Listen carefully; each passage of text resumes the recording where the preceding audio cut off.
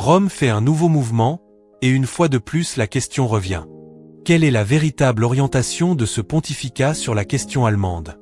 Car cette nomination ne peut pas être lue comme une décision de personnel neutre.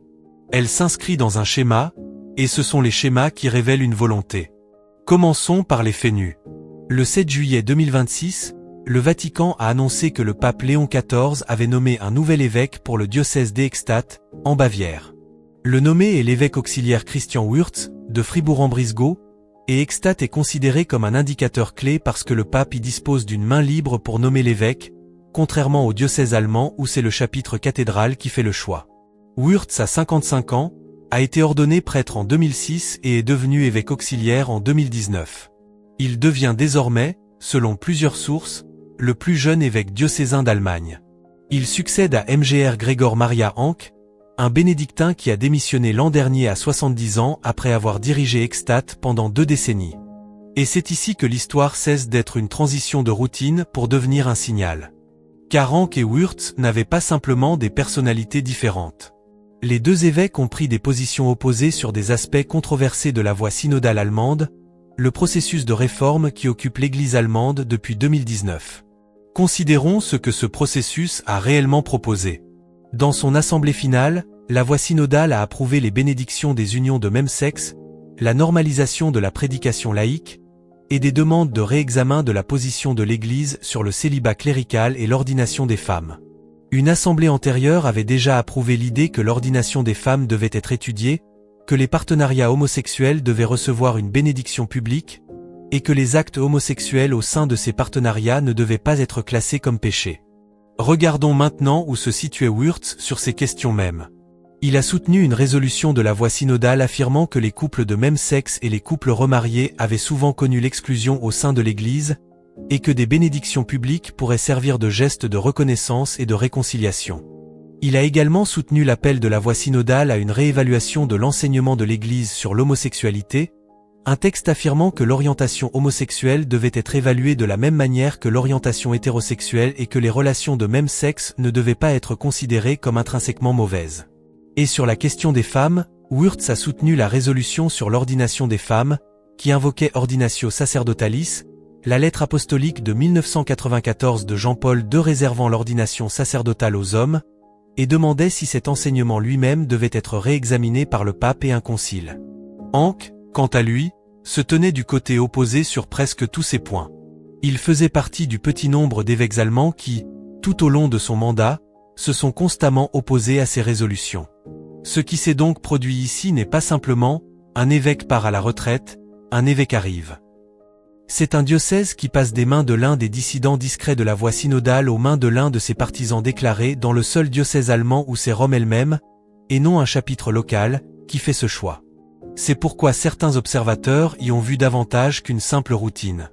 Un commentaire l'a dit crûment, le personnel, c'est la politique, et cette nomination s'inscrit dans la lignée d'autres du même type. Un autre observateur est allé plus loin, disant que cette nomination rend moins probable que le Vatican mette réellement fin à la voie synodale allemande, car s'il avait voulu le faire, c'était le moment de le signaler autrement, et il ne l'a pas fait. Et il y a un détail qui accentue encore le contraste. Cette nomination est intervenue seulement quelques jours après que le Vatican eut confirmé des excommunications liées à la fraternité Saint-Pie X, à la suite de ses consécrations épiscopales non autorisées. Ainsi, dans ce même court laps de temps, Rome inflige sa peine canonique la plus sévère à un groupe connu pour son attachement à l'ancienne liturgie et à des formulations doctrinales plus anciennes, et Rome élève, à l'un des sièges épiscopaux allemands les plus surveillés, un évêque qui a publiquement soutenu les résolutions même les plus en tension avec cette même tradition. Il faut être juste ici, car l'équité importe même lorsque les faits sont inconfortables. Nommer les évêques est la prérogative du pape, et cela l'a toujours été. Les votes d'un homme lors d'une assemblée synodale il y a 3 ans ne dictent pas automatiquement la manière dont il gouvernera un diocèse aujourd'hui. Wurtz, pour sa part, s'est exprimé en termes plus doux et plus pastoraux après l'annonce de sa nomination, disant simplement qu'il espérait mettre son expérience et ses compétences au service de l'édification du royaume de Dieu à Eichstätt et cheminer avec les gens de là-bas. Rien dans ces mots n'est alarmant en soi. Mgr Hank lui-même, en se retirant, a offert une évaluation généreuse de son successeur, le décrivant comme un pasteur spirituellement expérimenté et théologiquement compétent. Il serait donc erroné de transformer une seule nomination en verdict sur tout le pontificat. Et pourtant, il serait tout aussi naïf de prétendre que le schéma n'existe pas. C'est la deuxième fois, dans un passé récent, qu'un diocèse longtemps associé à la résistance à la voie synodale passe entre les mains de l'un de ses partisans. Et cela survient à un moment où le pape François, avant lui, et le pape Léon XIV ont tous deux exprimé leurs préoccupations face à la marginalisation de la partie de l'épiscopat allemand qui ne soutient pas la voie synodale. Si cette marginalisation est une préoccupation réelle à Rome, cette nomination ne l'atténue manifestement pas. Au contraire, pour ceux déjà inquiets, elle approfondit précisément l'inquiétude que Rome dit vouloir traiter. C'est là la tension qui sous-tend toute cette histoire, et elle ne va pas disparaître discrètement. D'un côté, un Vatican qui continue d'insister, par des documents et des lettres, sur le fait que le processus allemand ne peut pas simplement réécrire la doctrine universelle. De l'autre, un schéma de nomination concrète qui continue de placer des partisans de ce même processus à des postes d'autorité réelle. Des mots dans un sens, du personnel dans l'autre. Et une Église, observant les deux, réduite à se demander lequel des deux décrit réellement la direction que prend cette évolution. Car voici la question plus profonde que cette nomination fait éclater au grand jour. S'agit-il simplement du va-et-vient ordinaire d'une Église vaste et diverse, où un large éventail de sensibilités pastorales est représenté parmi ses évêques, comme cela a toujours été le cas? Ou bien s'agit-il d'autre chose, un glissement lent, nomination après nomination, dans lequel le centre de gravité théologique en Allemagne se déplace, indépendamment de ce que continuent à dire les documents venus de Rome? Il n'y a aucun moyen de répondre à cela à partir d'un seul nom en Bavière. Mais il n'y a pas non plus de moyen de prétendre que la question ne se pose pas, posée par des gens bien au-delà d'un blog ou d'un commentateur. Elle se pose dans les séminaires, dans les salles paroissiales, parmi les catholiques d'Allemagne qui suivent ce processus depuis 7 ans et sont las qu'on leur dise d'attendre une clarté qui ne vient jamais vraiment. Et cette attente a un coût. Car l'incertitude dans l'Église n'est pas un état neutre et inoffensif.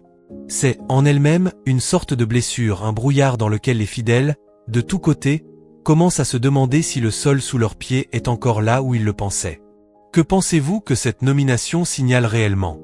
Dites-le moi dans les commentaires, je veux savoir où vous vous situez sur cette question. Reprenons là où nous nous étions arrêtés, car la nomination de MGR Wurtz à Eichstätt n'est pas vraiment la fin de l'histoire. C'est un prisme. Et à travers ce prisme, on peut voir la question plus vaste et plus difficile autour de laquelle tourne depuis des années l'Église allemande, et en réalité l'Église tout entière. Que se passe-t-il quand un processus local continue de pousser dans une direction, tandis que Rome continue d'insister, dans son langage officiel, que rien n'a réellement changé? Élargissons un peu le cadre. Cette nomination ne s'est pas produite isolément. En février de cette année, MGR Wilmer, de Hildesheim, a été élu président de la conférence épiscopale allemande, succédant à MGR Georg Batzing, l'un des principaux architectes de la voie synodale. Wilmer lui-même a été activement impliqué dans ce même processus depuis son lancement en 2019. L'homme qui dirige aujourd'hui les évêques allemands, et l'homme qui dirige aujourd'hui l'un des diocèses les plus surveillés d'Allemagne, proviennent donc tous deux des rangs mêmes de la voie synodale. Ce n'est pas une coïncidence de biographie individuelle. C'est une relève de la garde. Et rappelons ce que ce processus a réellement produit.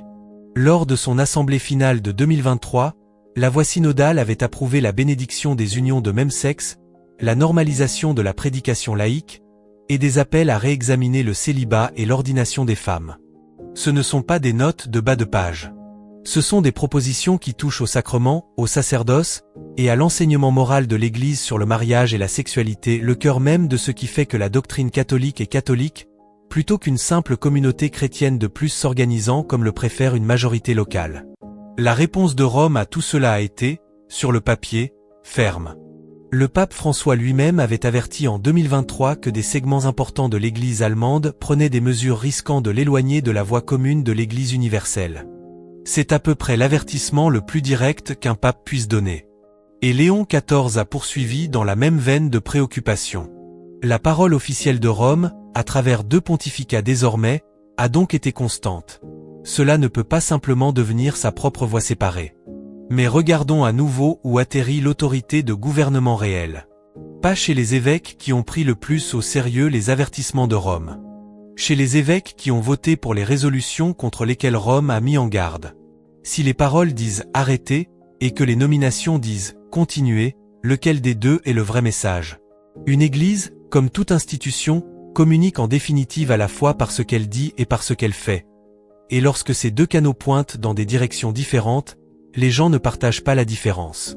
Ils commencent à faire confiance à celui qui semble porter des conséquences. Et les nominations portent des conséquences. Les déclarations, aussi fermes soient-elles, peuvent être relues l'année suivante et réinterprétées. Un évêque gouverne un diocèse pour le reste de sa vie active. C'est ici qu'il faut poser franchement la question la plus juste et la plus difficile. Rome essaie-t-elle réellement de tenir une ligne doctrinale ferme tout en permettant une diversité pastorale légitime dans le ton et le rythme, ce qui est un schéma légitime et historique dans une église répartie sur des cultures très différentes? Ou bien l'unité dans la diversité, dans ce cas particulier, devient-elle un nom discret pour une dérive doctrinale, habillée d'une manière assez douce pour que personne n'ait à prononcer le mot « changement » à voix haute? Les deux lectures sont possibles à partir du même ensemble de faits, et c'est précisément le problème. Un schéma qui peut soutenir deux interprétations opposées à la fois n'est pas de la clarté. C'est de l'ambiguïté revêtue des habits de la politique. Et l'ambiguïté, maintenue sur suffisamment d'années et de nominations, finit par fonctionner comme le ferait une décision parce que les gens sur le terrain cessent d'attendre que Rome clarifie et commencent simplement à agir comme si la dérive était la nouvelle norme. Il y a une raison pour laquelle cette nomination en particulier a été reçue de cette manière par des commentateurs de sensibilité conservatrice, dont certains l'ont décrite en des termes bien plus durs que ceux que j'emploierai ici, la présentant comme une approbation pure et simple de la voie synodale. Je n'adopterai pas ce langage. Il est trop définitif, trop certain quant à des intentions qu'aucune nomination unique ne peut réellement prouver. Mais la colère qui s'y trouve vient d'un lieu réel, des catholiques qui ont pris au sérieux les avertissements répétés de Rome elle-même, et qui voient maintenant les hommes qui les ont ignorés recevoir la mitre. Et il y a un lieu tout aussi réel d'où vient la colère opposée des catholiques d'Allemagne à qui l'on a dit pendant des années que la réforme, l'écoute et la sensibilité pastorale envers les exclus étaient exactement ce que voulait ce pontificat, pour ensuite voir chaque pas en avant suivi d'une nouvelle lettre romaine appelant à la prudence. Les deux groupes, chacun à sa manière, ont le sentiment qu'on leur dit une chose et qu'on leur en montre une autre. Où cela laisse-t-il donc quelqu'un qui essaie de rester fidèle au milieu de tout cela, sans faire semblant que la tension n'existe pas, ni la transformer en verdict de trahison? Je crois que cela nous ramène au même principe qui a maintenu l'Église unie à travers toutes les autres périodes de confusion. Juger la substance, pas seulement le personnel. Le vote synodal d'un évêque en 2023 vous dit où il se situait alors. Il ne vous dit pas, en soi, comment il enseignera et gouvernera un diocèse à partir de maintenant. MGR Wurtz sera jugé, équitablement, sur ce qu'il fera réellement à Extat, s'il garde le dépôt de la foi tout en offrant une véritable sollicitude pastorale, ou s'il traite son nouveau siège comme une plateforme pour achever ce que la voie synodale a commencé. C'est une histoire encore en train de s'écrire, non une histoire déjà conclue par une seule nomination. Ce qui est déjà acquis, cependant, c'est ceci. La confusion elle-même a un coût réel, quelle que soit la manière dont Wurtz gouvernera. Une Église qui parle avec deux voix, l'une dans ses documents, l'autre dans ses nominations, demande à son peuple de porter deux signaux contradictoires à la fois, indéfiniment. C'est un fardeau plus lourd que ne le réalisent la plupart des gens étrangers à ces débats, et il retombe le plus durement sur les catholiques ordinaires qui essaient d'élever leurs enfants dans la foi sans savoir quel diocèse allemand, l'année prochaine, ne ressemblera plus du tout à celui d'avant. Je vous laisse donc avec la même question vers laquelle cette histoire ne cesse de revenir, car je crois que c'est celle avec laquelle il vaut la peine de rester, plutôt que d'y répondre trop vite. Une Église peut-elle réellement maintenir l'unité autour du Christ et de son enseignement tandis que ses nominations gouvernantes continuent de pencher vers ceux qui sont les plus désireux de réviser cet enseignement? Ou bien l'unité exige-t-elle, tôt ou tard, que les actes de Rome correspondent à ses propres paroles? Que pensez-vous que cette nomination signifie réellement pour l'orientation que prend l'Église allemande, et l'Église au sens large? Laissez-le dans les commentaires. Je les lis tous. Revenons à cette nomination à Extat, car c'est en réalité un prisme vers quelque chose de plus vaste. Que se passe-t-il quand un processus local continue de pousser dans une direction, tandis que le langage officiel de Rome continue d'insister que rien n'a changé? Cela ne s'est pas produit isolément. En février, MGR Wilmer, de Hildesheim, a été élu président de la conférence épiscopale allemande, succédant à MGR Georg Batzing, l'un des principaux architectes de la voie synodale. Wilmer lui-même est actif dans ce processus depuis 2019. L'homme qui dirige aujourd'hui les évêques d'Allemagne, et l'homme qui dirige aujourd'hui l'un de ces diocèses les plus surveillés, proviennent donc tous deux des rangs mêmes de la voie synodale. Ce n'est pas une coïncidence. C'est une relève de la garde. Rappelons ce que ce processus a réellement produit. Lors de son assemblée finale de 2023, la voie synodale avait approuvé des bénédictions pour les unions de même sexe, la normalisation de la prédication laïque, et des appels à réexaminer le célibat et l'ordination des femmes. Cela touche au sacrement, au sacerdoce et à l'enseignement moral de l'Église lui-même, non des notes de bas de page, mais le cœur même de ce qui fait que la doctrine catholique est catholique plutôt qu'une communauté de plus s'organisant autour d'une majorité locale. La réponse de Rome, sur le papier, a été ferme. Le pape François avait averti en 2023 que des parties importantes de l'Église allemande risquaient de s'éloigner de la voie commune de l'Église universelle. Léon XIV a exprimé la même préoccupation. La parole officielle, à travers 2 pontificats, est donc constante. Cela ne peut pas devenir sa propre voie séparée. Mais regardons à nouveau où atterrit l'autorité de gouvernement réel, pas chez les évêques qui ont pris ces avertissements au sérieux, mais chez les évêques qui ont voté pour les résolutions contre lesquelles Rome avait mis en garde. Si les paroles disent « tenez la ligne » et que les nominations disent « continuez », quel message parvient réellement?